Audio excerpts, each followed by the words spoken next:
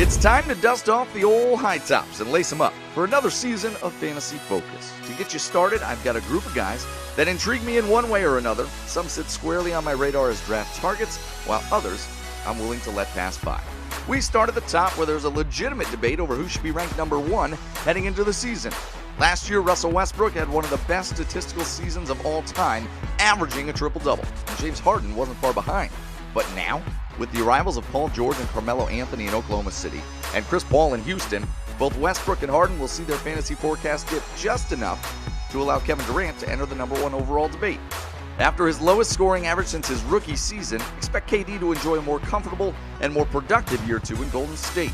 If I'm forced to pick one, I give a slight edge to Westbrook, who may not score as much, but may also end up with more assists. And it may not be long before we start lumping Nikola Jokic into that conversation. Ranked 10th in Yahoo's preseason rankings, Jokic's unique passing skills make him a big man fantasy stud. He averaged 6.3 assists per 36 minutes. Ridiculous for a center, right?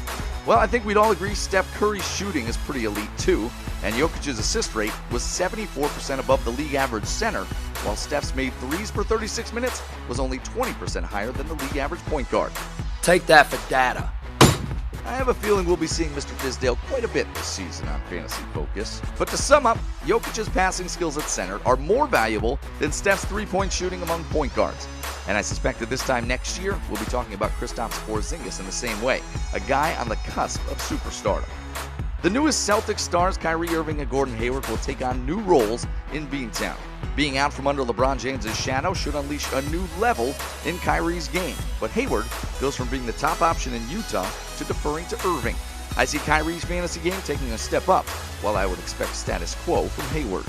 If you think you're ready for the start of the season, my guess is Jusuf Nurkic is just as excited. He nearly doubled his stats after being dealt to Portland last season, trading in 8 points and 5 rebounds per game with the Nuggets for 15 and 10 a night with the Blazers.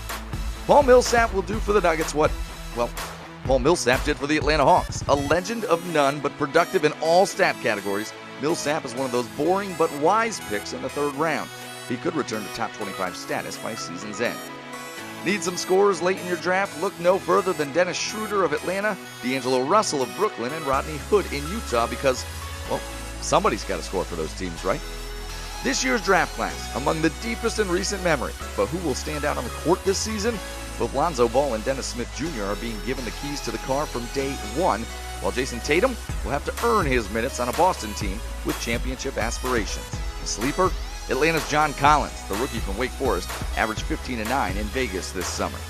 How about some shooters just scratching the surface of their potential? Buddy Hield shot just 37% from deep in New Orleans. After being traded to Sacramento, how about 43%? And as for Gary Harris, his numbers at 23 years old rank right up there with some guy named Klay Thompson's at the same age.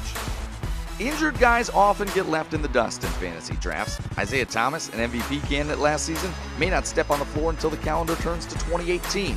Jabari Parker, he may be out until around the All-Star break, but can bring you 20 points a night. And Zach LaVine averaged nearly 20 points a game last season as the third option in Minnesota. As one of the few options on a dreadful Bulls team, LaVine is poised to break out after he misses the first 4 to 6 weeks of the season. All are great picks in the back half of your draft. We're just getting started here on NBA.com's Fantasy Focus. Your go-to fantasy insight lives right here all season long.